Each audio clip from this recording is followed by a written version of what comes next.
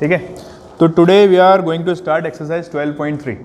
ठीक, तो अभी हम लोग 12.3 एक्सरसाइज स्टार्ट कर रहे हैं 3 डायमेंशनल ज्योमेट्री की। 12.1 12.2 में बता चुका हूँ, ठीक है, बेसिक्स में बता चुका हूँ। ये एक्सरसाइज डिवोट हो रही है सेक्शन फॉर्मूले के लिए, और उसके बाद आएगी आपके पास मिसलेनियस एक्सरसाइज। ठीक है, तो बहुत ही सिंपल एक्सरसाइज है। सेक्शन फॉर्मूला एक बार बता देता हूँ मैं। 3 dimensional geometry we are doing, 3 dimensional geometry. ठीक है, एक्सरसाइज दिस इज 12.3। इसमें सेक्शन फॉर्मूला, जैसे आपने सेक्शन फॉर्मूला पढ़ा है पहले 10th क्लास में सेक्शन फॉर्मूला पढ़ा है, ठीक है, तो वो पढ़ा था 2 डायमेंशनल ज्योमेट्री के लिए, यानी कि mx2 + nx1 / m+n पढ़ा था। ठीक है, ऐसे ही y कंपोनेंट उसका था my2 + ny1 / m+n। इसमें 3 डायमेंशनल ज्योमेट्री में हम 3 कंपोनेंट्स पढ़ रहे हैं, 3 जो चीज़ें और एक्स्ट्रा पढ़ रहे हैं। एक तीसरा चीज़ क्या है, z कंपोनेंट, यानी कि x axis, y axis, z axis, यानी कि जो पॉइंट है उसमें भी हमारे पास 3 एलिमेंट हैं, x y z, है कि नहीं। पहले जो 2 डायमेंशनल ज्योमेट्री थी उसमें 2 ही एलिमेंट थे, ठीक है, x और y। अब 3 डायमेंशनल ज्योमेट्री की जो इंपॉर्टेंस बनती है, ये 3 डायमेंशनल व्यू को दिखाने की है। अब तक हमने बात की एरिया की, यानी कि 2 डायमेंशनल से आप खाली एरिया निकाल सकते हो या सरफेस एरिया निकाल सकते हो। बात समझ में आ रही है। 3 डायमेंशन इंक्लूड करने का मतलब है you are calculating its volume. आगे फर्दर स्टडीज़ में 11th के बाद आप स्टडी करोगे 3 डायमेंशनल ज्योमेट्री को और अच्छी फॉर्म में पढ़ोगे। जैसे एक लाइन को आप स्पेस में देख रहे हो, यानी कि ये एक 3 डायमेंशनल व्यू है रूम, ठीक है, इसका एक कोना पकड़ लो, ठीक है, x axis, y axis and z axis, ठीक है।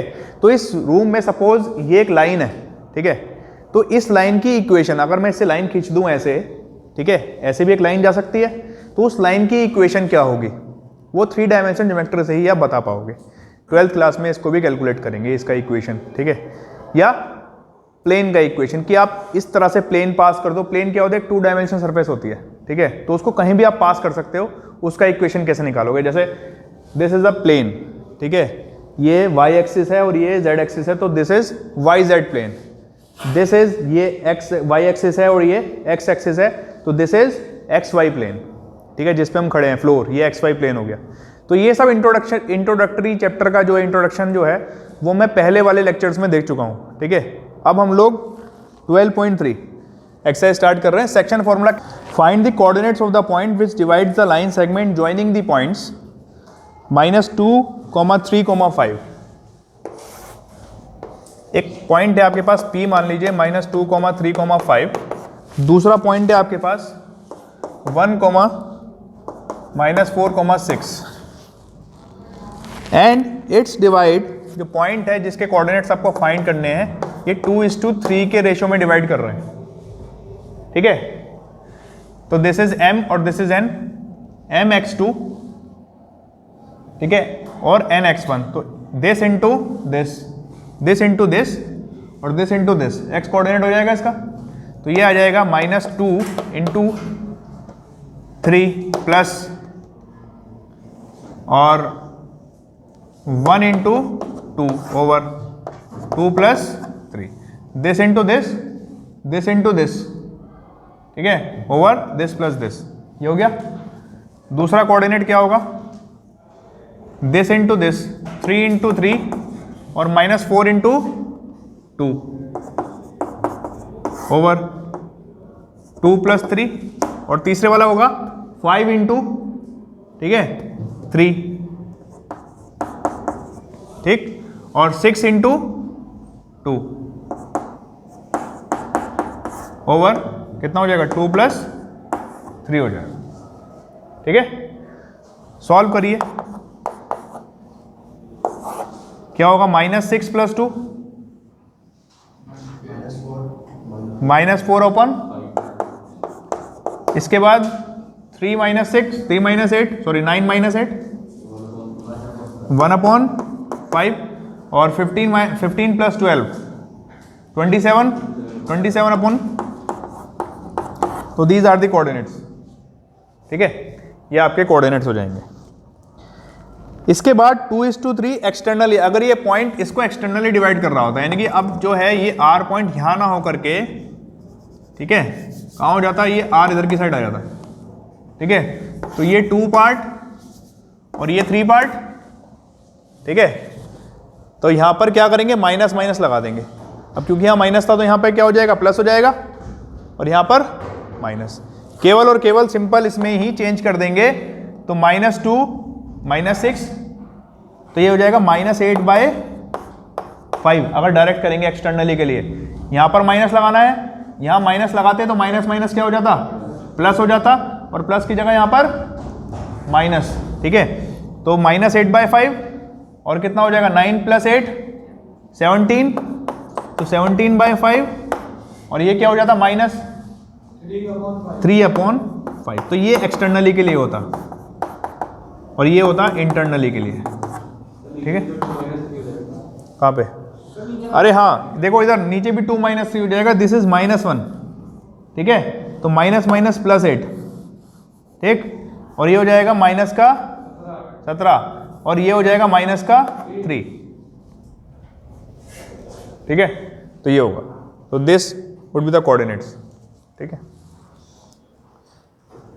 क्वेश्चन नंबर 2 में बताना है, given that P point, Q point, R point are collinear, find the ratio in which Q divides PR, ठीक है।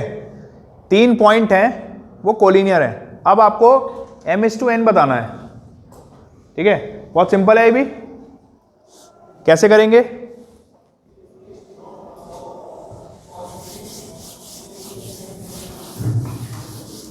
अभी तो आपने R कोऑर्डिनेट फाइंड किया है, ठीक है।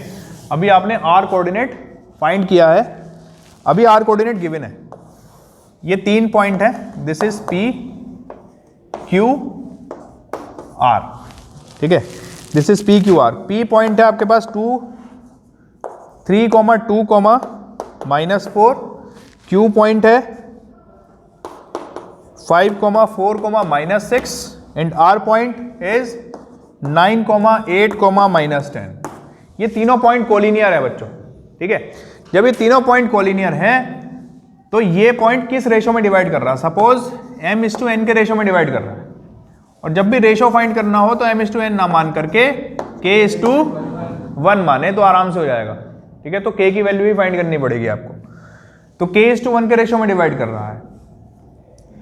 तो अब देखिए x कोऑर्डिनेट क्या है आपका, मतलब जो हम निकालते थे, जो हमने R निकाला था यहाँ पे, ये बीच वाला पॉइंट R था पहले वाले क्वेश्चन में, तो जो वो R था वो सेक्शन फॉर्मूले से आया था। तो मतलब अगर हमने इसको K/1 माना है तो सेक्शन फॉर्मूला इन दोनों में लगाएंगे तो ये 5 आएगा हमारे पास, आंसर आएगा कि नहीं। तो ये जो 5 है इसको मान लीजिए, और x कोऑर्डिनेट क्या होगा, mx2, यानी कि 3 × 1 प्लस 9 × ओवर K+1। बस खाली एक को ही सॉल्व करना है, आंसर आ जाएगा। कितना हो जाएगा, 5K + 3 + 9K, तो कितना हो जाएगा, 4K = 2, तो K = 1/, यानी कि K/1, यानी कि K/1 था ना रेशो, तो ये कितना हो जाएगा, 1:2। तो ये आपका आंसर हो जाएगा,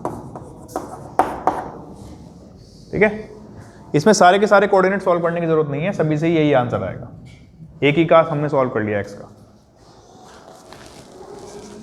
क्वेश्चन नंबर 3,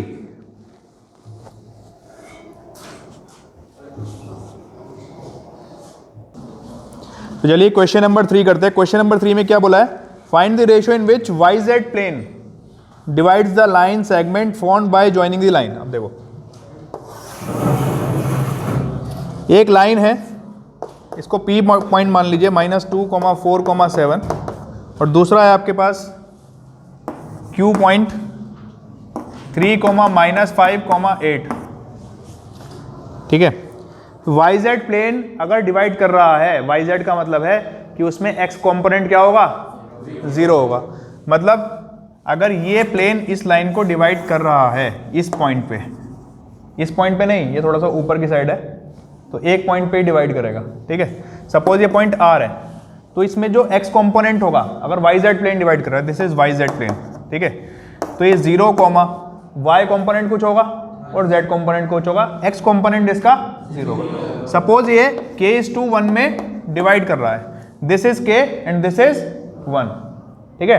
तो हमें k:1 फाइंड करना है और हमें पता है yz प्लेन डिवाइड कर रहा है, तो इसका मतलब क्या है कि x कंपोनेंट 0 है, तो इसी का यूज करना है बस, ठीक है। इस x कंपोनेंट का ही क्या करना है, यूज करना है।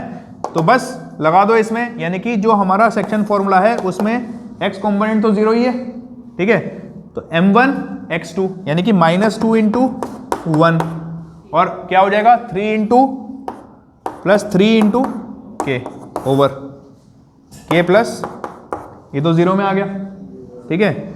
और ये कितना हो गया -2 प्लस 3k इक्वल्स टू 0, तो 3k इक्वल्स टू 2, तो k कितना आ गया, यानी कि k:1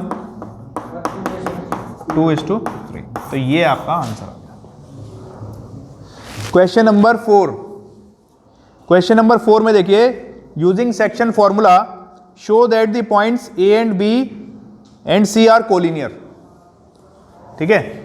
अब सेक्शन फॉर्मूले का यूज करके हमें कोलिनियर बताना है, तो कैसे बता सकते हैं, कोई बता सकता है?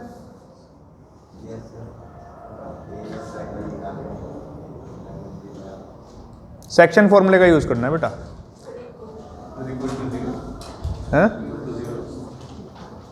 इक्वल्स टू 0 क्यों?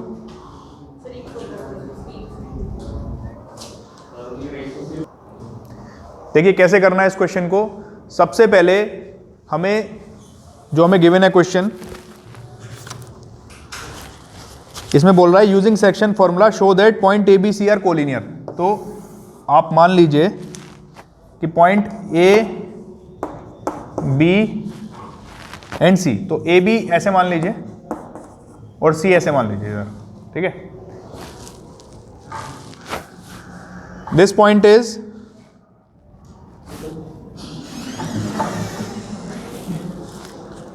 this point is 2, -3, 4 and B point is -1, 2, 1 and C point is 0, 1/3, 2।